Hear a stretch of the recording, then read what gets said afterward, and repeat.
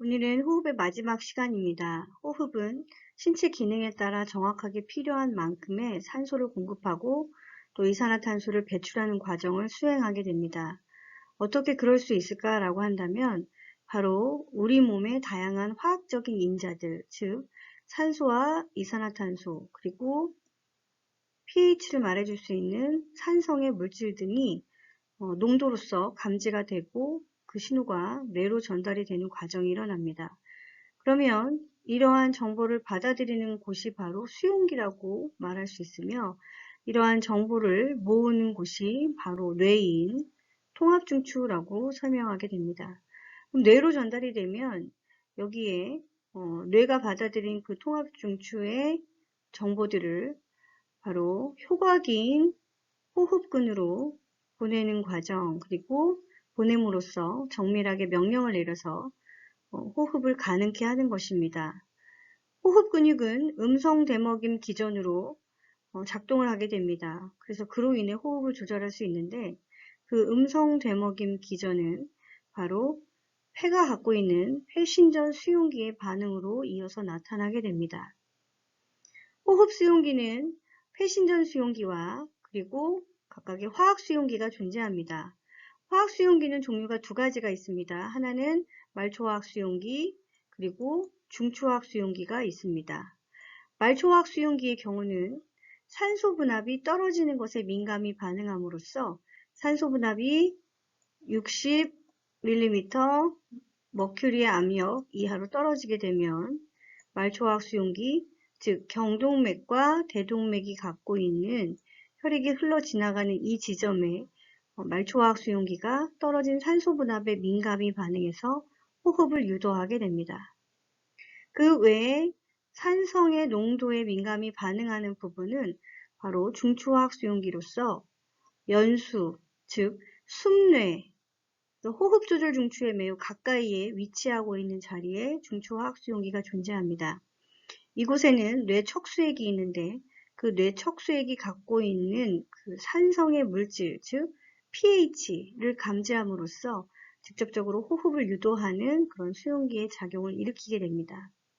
폐신전 수용기는 폐가 과도하게 확장이 되었을 때, 즉 어느 정도라고 얘기한다면 흡기의 마지막 지점이라고 설명할 수 있습니다.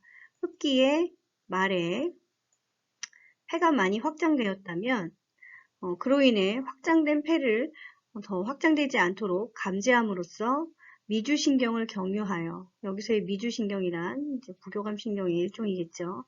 미주신경을 경유해서 호흡 중추로 정보를 보내면 더 이상 숨을 들여 마시는 작용을 억제함으로써 흡식을 억제하고 그 다음에 공기를 내보내는 호식의 작용이 일어나게 됩니다. 그래서 여기 표시되어 있는 바로는 마이너스, 흡식을 끊고 호기를 유도한다 라고 설명할 수 있고, 말초화학 수용기나 중초화학 수용기는 화학 수용기로서 이렇게 흡기를 유도하는, 즉 산소 분압이 떨어지고 pH가 낮아졌다는 것을 감지해서 통합 중추를 겪어 그 다음에 호흡근으로 정보를 보내서 호흡을 유도하게 만들어줍니다. 그래서 이렇게 플러스의 그림으로 표시할 수 있게 되는 거죠. 그 외에 여기 변연계를 통한 정서적인 자극이 있습니다. 이 변연계는 의식적인 사고 혹은 사람의 정서 혹은 자율신경의 활성도에 따라서 호흡이 빨라지거나 깊어질 수 있고, 또 통증에 대한 감각이나 두려움에 의한 호흡의 패턴을 조절하는데, 바로 이 변연계를 통한 정서적인 자극이 자극으로 들어오면 그 다음에는 이제 호흡 조절 중추의 작용을 통해서 바로 이제 호흡을 유도하거나 호흡의 패턴을 변화할 수 있도록 그렇게 만들어지는 작용이 바로 이 변연계의 영향이라고 볼 수 있게 됩니다. 그 외에 되뇌 피질의 작용은 호흡을 유도하는 데 있어서 기억이나 학습 혹은 반복되는 현상, 이러한 모든 정보들이 되뇌 피질에 존재하고 있는데, 여기에 머물러 있는 정보들이 반복적으로 이제 호흡 조절 중추에 전달이 됨으로써 실제 산소의 부족이나 이산화탄소의 증가가 우리 몸에 있지 않더라도 의식적으로 이렇게 호흡을 변화하고 유도하는데 되뇌 피질이 작용할 수 있게 됩니다. 그래서 호흡 조절 시스템의 구성 요소는 기억하실 거는 수용기에 대한 기억을 하시고, 수용기는 크게 세 가지가 있고, 이 수용기에서 받아들여진 정보는 호흡 조절 중추, 즉 연수 혹은 숨내라고 부르는 호흡 조절 중추에 전달이 되면 그 다음에 음성 대먹임 기전으로 호흡근으로 정보가 전달되고 호흡권의 변화를 통해 호흡을 유도하거나 혹은 호흡의 패턴을 조절하는 그러한 작용을 하게 됩니다. 그 외에 대뇌 피질과 변연계를 통한 여러 정서적인 자극들이 실제 호흡을 조절하는 데도 중요한 역할을 하고 있다라고 기억하시면 됩니다. 동맥혈에 의해 동맥혈이 갖고 있는 이산화탄소에 의해서 호흡 조절 기전이라고 한다면 이산화탄소가 직접적으로 작용을 할 수 있는 부분은 바로 중추화학수용기라고 설명할 수 있습니다. 연수, 곧 숨내겠죠. 숨내에 호흡 조절 중추 가까이에 위치하고 있는 이 중추화학수용기는 혈액보다 직접 뇌 척수액의 pH에 민감히 작용하는, 그래서 민감히 감지를 함으로써 중추화학 수용기가 실제 우리의 호흡을 조절하는 작용을 하게 됩니다. 뇌 척수액의 pH는 그냥 만들어지는 것이 아니라 동맥의 이산화탄소 분압이 그대로 반영이 되는 것입니다. 왜냐하면 동맥혈이 갖고 있는 이산화탄소 분압이 증가하게 되면 그 이산화탄소가 가스 성분이기 때문에 쉽게 혈액에서 뇌 장벽을 통과해서 뇌 척수액으로 확산하게 됩니다. 즉, 뇌혈관이 갖고 있는 모세혈관 벽을 통과하고 그 다음에 뇌 장벽을 통과한 다음에 뇌 척수액으로 확산을 일으킬 수 있다는 거죠.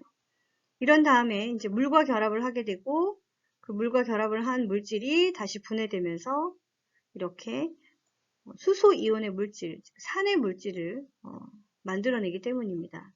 그래서 중추화학 수용기는 직접적으로 산소 변화에 민감히 반응하는 것이 아니라 이산화탄소가 만들어낸 뇌 척수액의 수소 이온의 농도를 감지하는데 곧 pH에 민감히 반응하고 있다라고 설명을 할 수가 있게 됩니다.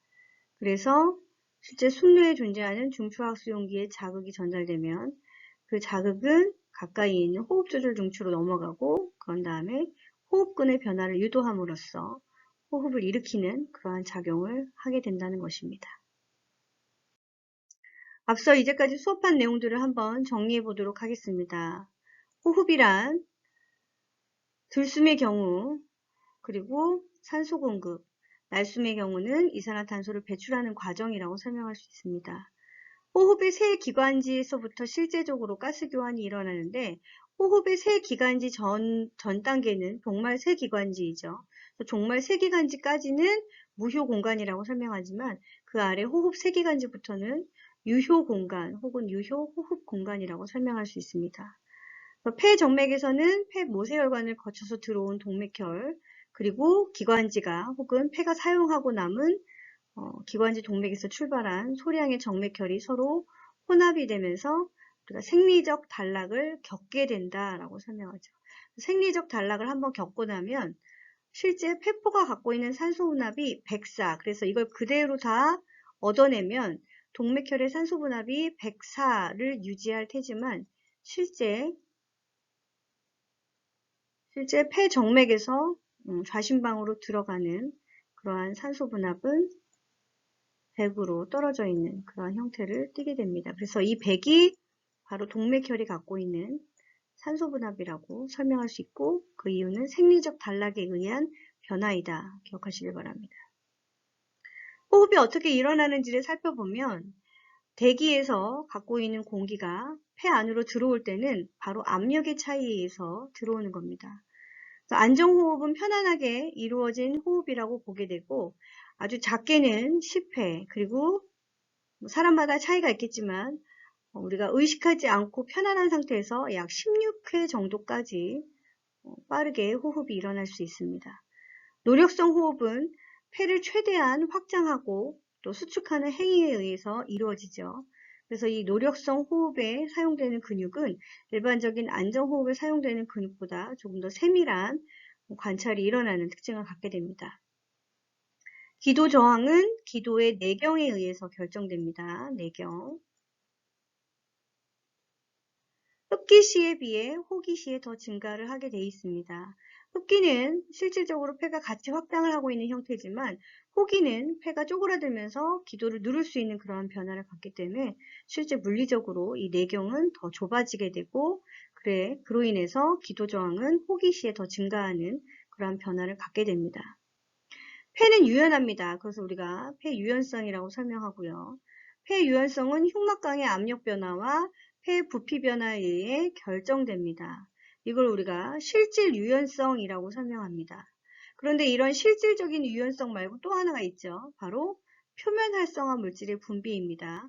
이 표면 활성화 물질의 분비는 바로 제2형 폐세포에서 분비되는 윤활유와 같은 역할의 물질입니다. 그래서 폐가 확장이 될 때 폐를 둘러싸고 있는 물층의 장력, 이 장력과의 마찰을 최소화하기 위해서 실제 표면 활성화 물질이 분비되면 폐가 더 크게 확장할 수 있도록 그렇게 도와주는 역할을 함으로써 폐가 원래 갖고 있는 실질적인 유연성과 그리고 표면 활성화 물질의 분비 작용이 바로 폐가 유연하게 변화할 수 있는데 굉장히 크게 기여하는 바입니다. 공기에 폐를 출입하는 것을 우리가 폐환기라고 하고요. 이 폐환기량을 측정할 수 있는 기계를 통해서 측정 가능합니다.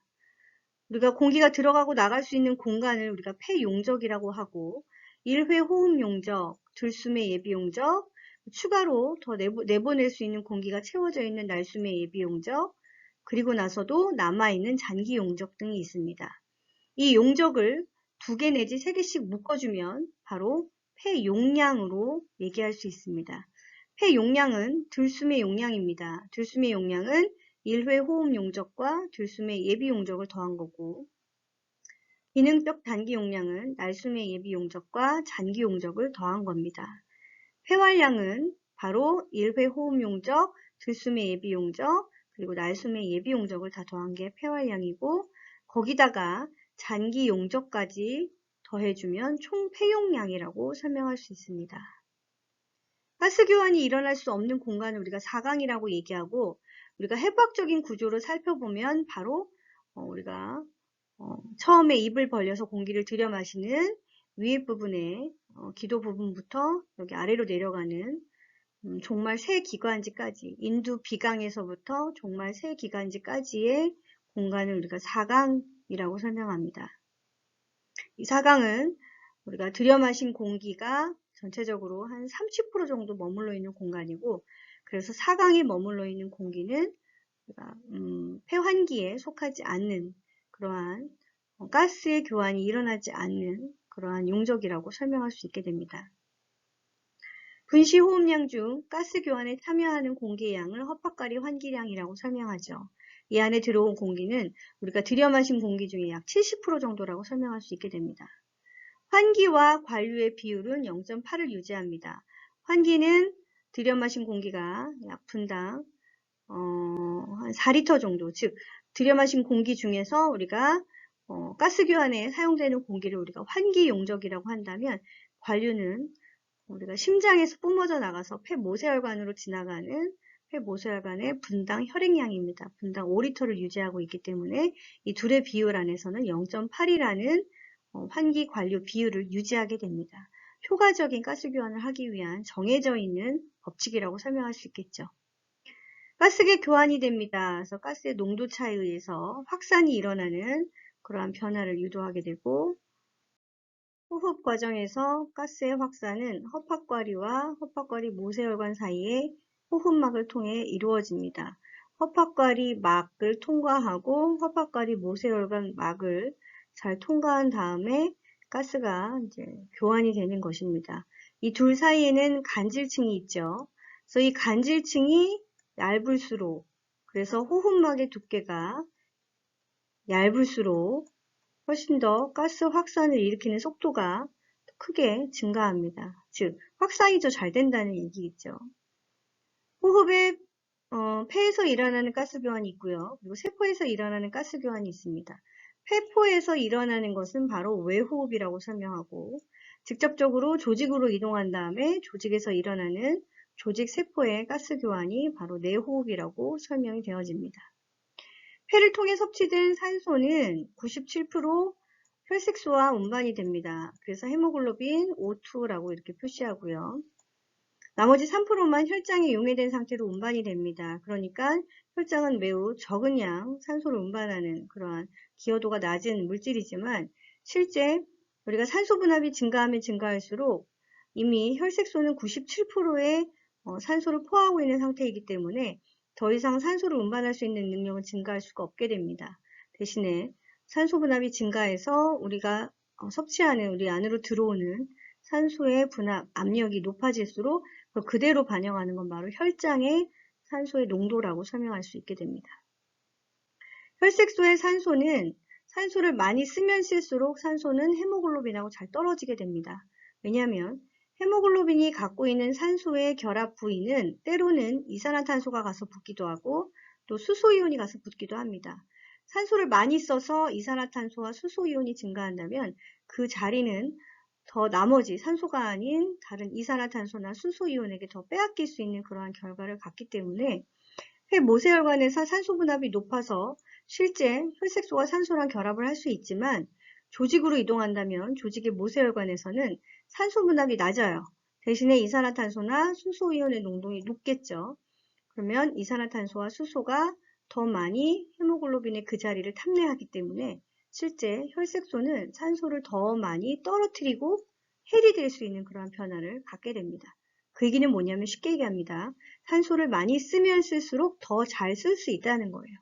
헤모글로빈이 분해해서 떨어뜨려서 내보내는 산소의 양이 많을수록 나머지 대사산물인 이산화탄소나 수소이온이 많이 만들어지기 때문에 이들의 물질이 헤모글로빈에게 더 결합력을 높임으로써 산소를 더 쓸 수 있도록 유도하게 되는 거죠.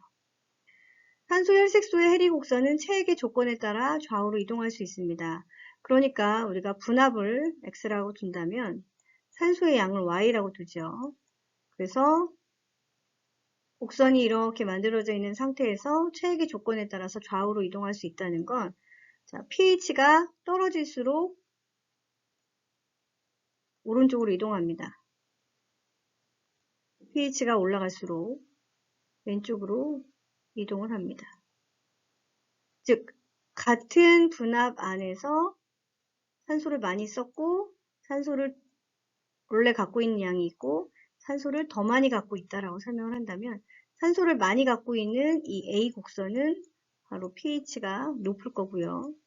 높다는 건 반대로 이산화탄소가 적다는 얘기고요. 그리고 여기 연두색으로 표시하고 있는 이 곡선은 바로 pH가 훨씬 더 떨어져 있다라고 설명할 수 있습니다. 이거는 책에도 자세히 나와 있기 때문에 한 번 더 확인해서 보시길 바랍니다.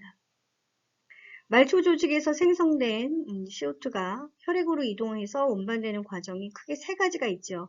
물리적으로 용해되어 있는 상태라는 건 혈장이 갖고 있는 그 물질이고요. 중탄산염 이온으로 변화되어서 이동하는 형태 가장 많습니다. 약 70% 이동되어지고 있고요. 그리고 헤모글로빈, 즉 혈색소랑 결합을 해서 이동하고 있는 형태가 약 23% 정도 됩니다. 이렇게 이동을 하고 있다가 그 다음에 이제 허파과리 모세혈관을 타고 혈액이 이동한 다음에 허파과리 쪽으로 확산이 될 때는 다시 CO2로 재정비를 해서 CO2 그대로 내보내는 그러한 경우를 갖게 됩니다.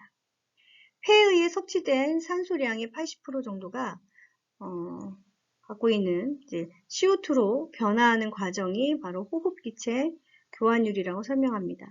100%의 산소를 다 100% 이산화탄소로 바꾸지 않습니다. 그러면 80%만 이산화탄소로 바꿔주고 나머지는 수소와 결합을 해서 수증기로 포화된다거나 즉 증발된다거나 그러한 형태를 보일 수 있다는 겁니다. 호흡 수용기는 동맥혈의 산소 분압과 그리고 이산화탄소 분압, 수소이온을 감지합니다. 이 둘을 묶으면 이건 중초화학 수용기의 작용이고요. 동맥혈의 산소 분압이 떨어지는 것을 감지하는 건 말초화학 수용기, 각각의 위치를 기억하시길 바랍니다. 또 하나는 폐의 공기 부피를 감지하는 폐신전 수용기, 수용기는 크게 세 가지로 분리되고 이들의 작용은 계속해서 끊임없이 작용하는 것이 아니라 우리가 필요한 산소나 이산화탄소의 변화에 따라서 음성 되먹임 기전으로 작용할 수 있는 것을 앞에 PPT에 설명을 했었습니다. 숨내의 호흡 조절 중추는 두 종류의 신경세포군이 존재합니다. 그러니까 호흡이 크게 두 가지로 나뉘어져서 보여진다는 건데 호흡 조절 중추의 두 가지 종류의 신경세포군은 바로 등쪽 호흡근이 있고 또 배쪽 호흡근이 있습니다. 등쪽 호흡근은 도잘 레스피레이토리 그룹이라고 설명하는데 안정시에 들숨을 조절합니다.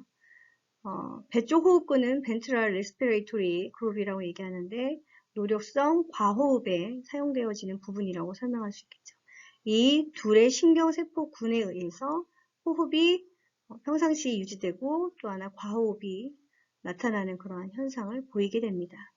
책에 좀 자세하게 나와 있습니다. 정상 상태에서 호흡의 화학적 조절, 산소 분압보다 이산화탄소 분압에 의해서 조절됩니다. 그 얘기는 우리가 실제 산소를 많이 쓰고 남으면 이산화탄소가 만들어지고 실제 그것은 간접적으로 산소 분압이 떨어졌다는 걸 설명하면서 실제 이제 호흡을 통해서 이산화탄소를 제거해야 하는 그런 변화를 유도하기 때문에 이산화탄소 분압에 의해서 크게 조절되는 게 대사작용에 의해서 변화하는 것을 감지하는 내용이라고 볼 수 있다는 겁니다. 그래서 이산화탄소 분압에 의해서 주로 조절되어집니다. 신경성 조절은 호흡의 양보다는 주로 호흡의 패턴에 영향을 미치게 됩니다. 호흡의 양이 적다, 많다는 이제 우리가 의식적으로 일으킬 수 있는 변화겠지만 호흡의 패턴은 우리가 의식하지 않아도 자발적으로 일어나는 경우들이 간혹 있습니다. 그래서 신경성 조절에 의해서 음성 데모김 작용을 통해 일어날 수 있는 많은 변화들은 호흡의 패턴에 영향을 미침으로써 나타나는 현상이 크게 일어날 수 있다고 설명하게 됩니다. 자, 여기까지가 이제 호흡에 대한 이야기고요. 정리를 해봤습니다. 그래서 여기 호흡의 정의 내용에 나와 있지 않은 부분들은 책에 설명하고 있습니다. 이 책을 다시 한번 읽어보고 그리고 수업에 대한 내용들을 다시 한번 잘 정리해 보시길 바랍니다.